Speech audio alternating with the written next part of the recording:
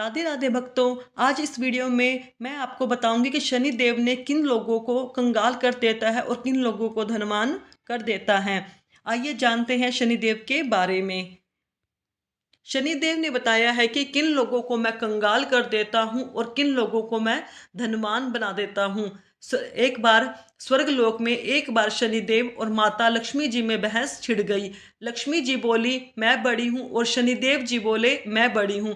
दोनों के बीच में जब निर्णय नहीं हो पाया कि दोनों में कौन श्रेष्ठ है, तो उन्होंने धरती लोक पर किसी ईमानदार राजा से अपना फैसला कराने का निश्चय किया। उन दिनों धरती पर प्रयागराज में एक श्रीनिवास नाम के राजा रहते थे।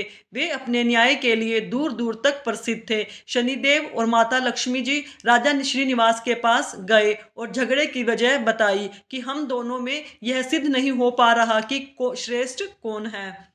कृपया आप ही हमारा निर्णय कर दें। शनिदेव और माता लक्ष्मी की बात सुनकर श्रीनिवास बड़े धर्म संकट में फंस गए कि दोनों में किसको बड़ा कहा जाए। यदि शनिदेव को बड़ा बता दिया तो माता लक्ष्मी जी रूठ जाएंगी, और अगर माता लक्ष्मी जी को बड़ा बता दिया तो हमारे राज्य की सारी धन वैभव संपदा नष्ट हो जाएगी। यदि शनिदेव को रुष्ट कर दिया तो शनिदेव अपनी दृष्टि से सब नष्ट भ्रष्ट कर डालेंगे। राजा जब किसी नतीजे पर ना पहुंच सके तो शनिदेव और लक्ष्मी जी से उन्होंने एक माह का समय लेकर चले गए और कहा कि हम एक माह बाद आएंगे, तब तुम सोचकर विचार करके रख लेना। उनके जाने के बाद राजा की रातों की नींद हराम हो गई। वे हर क्षण इसी बात को चिंता में लगे रहे कि एक माह के बाद जब शनिदेव और माता लक्ष्मी जी आएंगे तो वह किससे श्रेष्ठ बताऊंगा, क्या निर्णय दूंगा। उनके सामने स्थिति बहुत ही विकट थी। वे जानते थे कि एक को बड़ा बताएंगे तो दूसरा नाराज हो जाएगा और उन पर उनके राज्य पर बहुत बड़ा संकट आ सकता है। राजा श्री राजश्री नाम की एक पतिव्रता रानी थी। पति को अत्यंत चिंता में देखकर रानी ने पूछा, महाराज आप किस बात के लिए परेशान हैं? कृपया आप अपना दुख हमसे कहिए। राजा ने अपनी पत्नी को सारा हाल कह सुनाया। रानी ने राजा को एक सुझाव दिया कि देखिए, आप अपने मुख से किसी को बड़ा या छोटा मत बताइए। अपनी अपनी जगह पर दोनों ही श्रेष्ठ हैं। उनके बड़े छोटे का फैसला उन्हीं पर छोड़ दीजिए। राजा की पत्नी ने कहा, महाराज आप एक काम करिए, एक सोने का और एक चांदी का सिंहासन बनवाइए। दोनों का आसन अपने सिंहासन के दाईं और बाईं ओर रखवा दीजिए। सोने का सिंहासन आप अपने सिंहासन से दाईं ओर लगवाएं और चांदी का सिंहासन बाईं ओर लगवाएं। एक माह बाद जब शनिदेव और माता लक्ष्मी जी आएंगे तो लक्ष्मी जी को अपने दाईं ओर आसन का ग्रहण करेंगी, क्योंकि वे माता स्वरूप हैं, और शनिदेव आपके बाईं ओर वाले आसन पर बैठ जाएंगे। जब वे पूछे तो आप उनको किसी भी प्रश्न का उत्तर मत दीजिएगा। जब वे बहुत पूछे तो उनसे कह दीजिएगा कि आप लोगों ने अपनी श्रेष्ठता का फैसला स्वयं ही कर दिया है, अब मैं क्या जवाब दूं। रानी राजश्री की बात राजा को सही लगी। इधर एक महीने के बाद जब लक्ष्मी जी और शनिदेव राजा के दरबार में पधारे तो वही हुआ जैसे रानी ने बताया था। माता लक्ष्मी सोने के सिंहासन पर विराजमान हो गई और शनिदेव चांदी के सिंहासन पर। जब उन्होंने अपने श्रेष्ठ होने को लेकर राजा से निर्णय मांगा तो राजा ने कहा, आप दोनों ने स्वयं ही अपने छोटे होने का फैसला कर लिया है, इसमें मैं आपकी क्या सहायता करूं। यह सुनकर भगवान शनिदेव क्रोधित होकर चले गए। माता लक्ष्मी ने राजा से कहा कि पुत्र शनिदेव तुमसे रुष्ट हो गए हैं और उनके प्रकोप के कारण तुम पर बहुत बड़ा संकट आ सकता है, परंतु तुम चिंता ना करो, मैं तुम्हारे साथ हूँ। शनिदेव ने राजा पर ऐसा प्रकोप बसाया कि उनके राज्य में भयंकर अकाल पड़ गया। लोग भूख से मरने लगे। नर नारी जीव जंतु सब उनके राज्य को छोड़कर दूसरे राज्यों में चले गए। राजा से अपने राज्य की ऐसी दशा नहीं देखी गई। 1 वर्ष के बाद उन्होंने अपने राज्य को छोड़ने का फैसला किया। अब वे अपनी पत्नी राजश्री को साथ लेकर राजमहल से निकल पड़े। एक पोटली में उन्होंने हीरे जवाहरात तथा कुछ जेवर आभूषण बांध लिए। सोचा जहाँ रहेंगे वहाँ विपत्ति में यह काम आएंगे और इन्हें बेचकर हम अपना गुजर बसर कर लेंगे। राजा रानी घर से निकले ही थे कि उसे भयंकर आंधी तूफान आया। चारों तरफ अंधकार छा गया।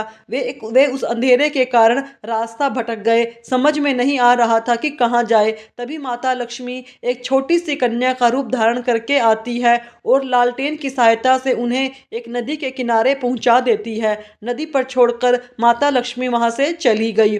अब उनके आगे समस्या यह थी कि नदी को पार कैसे किया जाए। उसी समय शनिदेव एक नाविक का रूप धारण करके नाव लेकर उसी किनारे पर जा पहुंचे जहां राजा रानी खड़े थे। राजा ने नाविक से नदी के उस पार जाने का आग्रह किया। नाविक ने कहा कि देखो भाई, हम तुम्हें उस पार पहुंचा तो देंगे, परंतु हमारी नाव बहुत कमजोर है। इस नाव में एक बार में एक व्यक्ति बैठ सकता है। राजा ने कहा चलो एक एक करके ही उतार दो।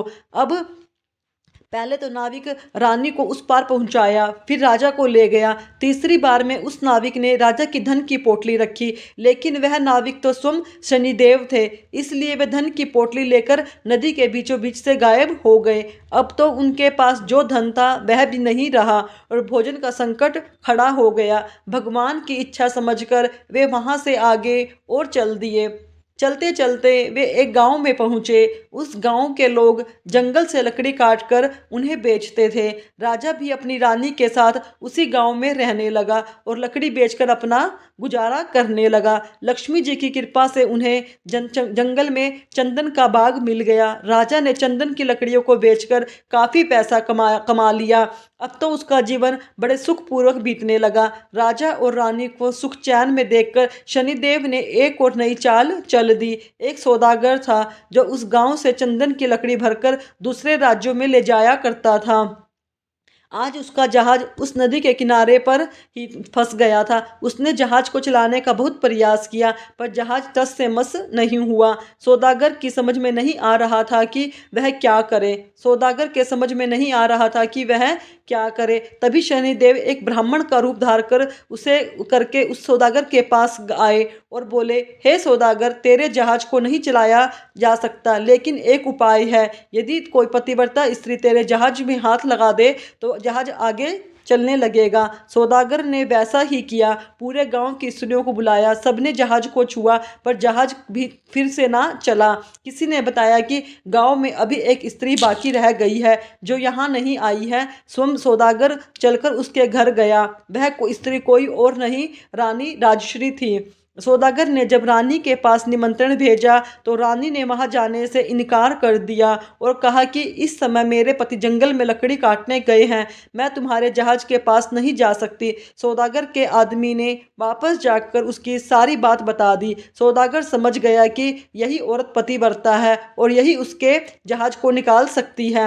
वह शाम को फिर उसके घर गया। उस समय राजा घर पर ही थे और इसलिए रानी ने निमंत्रण स्वीकार कर लिया। जब राजा ने रानी से कहा कि वे जहाज को छू दे जिससे कि वह जहाज निकल सके, तो रानी ने अपने पति के कहने पर जहाज को छू दिया और जहाज हिलने लगा। यह देखकर सौदागर के मन में पाप जागा कि क्यों न मैं इसको अपने साथ ले चलूं। यह श्री बहुत सुंदर भी है और यदि कहीं जहाज फिर से फंस गया तो इसे छूने को बोल दूंगा और नाव निकलवा लूंगा। यह सोचते ही उसने रानी राजश्री को अपने साथ खींच लिया और जहाज लेकर चल दिया। श्रीनिवास चिल्लाता रह गया, परंतु उस समय तक जहाज काफी दूर जा चुका था। रानी अत्यंत रूपवती थी। उसे देखकर सौदागर के मन में पाप आ गया। वह उसे अपनी पत्नी बनाने की इच्छा करने लगा। रानी ने सौदागर की छेड़छाड़ से तंग आकर सूर्य देवता से प्रार्थना की कि उसे अपनी रक्षा करने के लिए कोड़ दे दे। उसकी प्रार्थना भगवान सूर्य ने सुन ली। उसी समय रानी के शरीर में कोड़ फूट गया और एकदम से कुरूप हो गई। उसके कुरूप शरीर को देखकर सौदागर उसके पास नहीं जाता था, पर रानी को हमेशा अपने साथ रखता था। इधर राजा रोते रोते नदी किनारे से चल पड़े।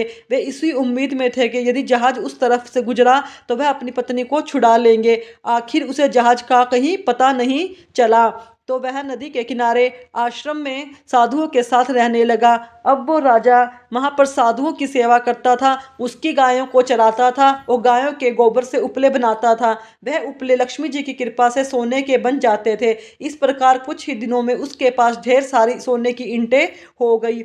एक दिन जो सौदागर राजा की पत्नी को ले गया था, उसका जहाज उसी नदी पर आया। राजा ने सौदागर को पहचान लिया। उसने सौदागर को ईंट दिखाकर कहा, यदि सौदागर उसे साथ ले चले तो वह सोने की ईंट सौदागर को दे देगा। सौदागर ने राजा को पहचान तो लिया था, परंतु सोने की ईंटों के लालच में उसे अपने साथ बैठा लिया, ईंटों को भी जहाज में भरवा लिया।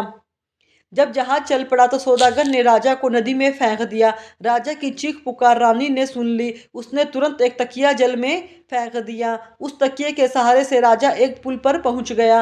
राजा को वहां के लोगों ने निकाल लिया। उन लोगों ने राजा से पूछा कि आप कौन है, कहां से आए हैं। राजा ने कहा कि वह एक अत्यंत दुखी आदमी है, जिसका सब कुछ लूट गया है, उसके पास कुछ नहीं बचा है। वहां के लोग उसे पकड़कर राजा के पास ले गए। श्रीनिवास ने राजा से नौकरी मांगी। राजा ने श्रीनिवास को अपने यहाँ बगीचे में माली का काम दे दिया। उस राजा की एक पुत्री थी, उसके लिए नित्य फूलों का सुंदर गजरा एक मालिन बना लाती थी। एक दिन राजकुमारी ने मालिन से पूछा कि आजकल गजरे कौन बनाता है। मालिन ने राजकुमारी को बताया कि एक नया नौकर आया है जो बहुत ही सुंदर गजरे बनाता है। राजकुमारी ने उस नौकर को देखने की इच्छा जताई। जब उसने राजा को देखा तो वह उस पर मोहित हो गई और श्रीनिवास से विवाह करने की जिद ठान ली। राजा ने बहुत मना किया, परंतु जब राजकुमारी नहीं मानी तो उन्होंने लाचार होकर दोनों का ब्याह कर दिया और उन्हें जंगल में एक मकान दे दिया। धीरे धीरे समय बीतता गया। राजा श्रीनिवास ने राजकुमारी से कहा कि ऐसे बेकार बैठे रहकर मेरा मन नहीं लगता, तुम अपने पिता से कहो कि मुझे जहाजों की चुंगी पर का ठेका दे दे। राजकुमारी ने अपने पिता के पास यह प्रस्ताव रखा तो राजा ने कहा, ठीक है। अब तो श्रीनिवास अपने आने जाने वाले जहाजों से चुंगी लेता था। इसी प्रकार जब 7 वर्ष बीत गए, शनिदेव का प्रभाव खत्म होने को आया। एक दिन सौदागर जहाज वहीं से गुजरा तो श्रीनिवास ने उस जहाज को रोककर उसे आगे जाने से रोक दिया। सौदागर को यह देखकर बड़ा क्रोध आया। वह तुरंत शिकायत लेकर राजा के पास पहुंचा। राजा ने जब श्रीनिवास से पूछा कि वह सौदागर के जहाज को क्यों नहीं जाने दे रहा है, तो श्रीनिवास ने कहा कि महाराज, इस सौदागर के पास मेरी सोने की ईंट है, यह मेरी सोने की ईंट नहीं दे रहा। राजा ने कहा, तुम्हारे पास क्या प्रमाण है कि इसके पास जो ईंट है वह तुम्हारी है। तो श्रीनिवास ने कहा, महाराज, आप इसे दरबार में सब लोगों के सामने बुलाइए। वह ईंट एक तरफ से जुड़ी हुई है। यदि सौदागर ईंट खोल देता है तो यह सारी ईंट उसकी है। यदि ईंट नहीं खोल पाता तो उन ईंटों को मैं खोलकर दिखाऊंगा। वह ईंटों को दरबार में लाया और सौदागर से कहा कि यदि यह तुम्हारी सोने की ईंट है तो तुम इन्हें खोल कर दिखाओ। यदि तुम नहीं खोल पाते हो तो वह ईंट तुमसे ले ली जाएगी। सौदागर शाम तक ईंटों को खोलने का प्रयास करता रहा, परंतु उससे एक भी ईंट नहीं खुली। अंत में जब शाम हो गई तो राजा के दामाद श्रीनिवास की बारी आई। उन्होंने चंद मिनटों में उन ईंटों को खोल दिया। तब राजा ने पूछा, वह कौन है। तो श्रीनिवास ने पूरी कहानी बताई और बताया कि मेरी पत्नी राजश्री को इस सौदागर ने छीन लिया है, कृपया मुझे मेरी रानी दिलवा दीजिए।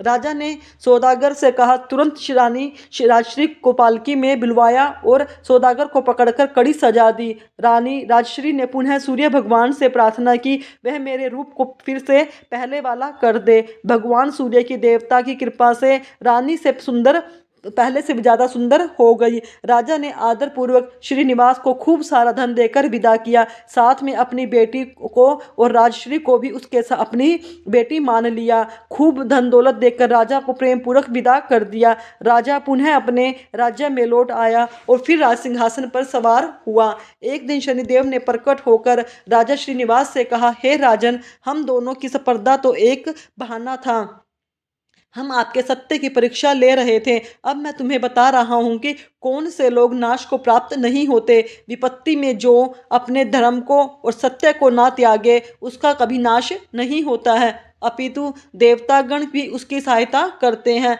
गरीबी आने पर भी जो अन्याय का मार्ग ना चुने, पाप का धन न खाए, वह देवताओं का सदा कृपा पात्र रहता है। मैं उसका कभी बुरा नहीं करता, अपितु उस पर लक्ष्मी जी की कृपा सदैव बनी रहती है। धन संपदा पाकर भी जो अभिमान ना करे, जो किसी को अपमानित नहीं करता, मैं कभी उसका बुरा नहीं करता, अपितु उसकी सहायता ही करता हूँ। मेरी कृपा से लोग पल भर में धनवान बन जाते हैं और मेरे प्रकोप से पल भर में कंगाल हो जाते हैं। हे राजन, जाओ, मेरे वरदान से तुम्हारा राज्य फिर से संपन्न हो जाएगा, धन दौलत से संपन्न हो जाएगा, तुम्हारी प्रजा खुशहाल हो जाएगी और कभी दुख दरिद्रता तुम पर नहीं आएगी। राजा को वरदान देकर शनिदेव और माता लक्ष्मी जी वहां से चले गए। जय माता लक्ष्मी, जय शनिदेव। अगर वीडियो पसंद आई हो तो लाइक करें, हमारे चैनल को सब्सक्राइब करें, कमेंट में जय शनिदेव या माता लक्ष्मी लिखें। धन्यवाद।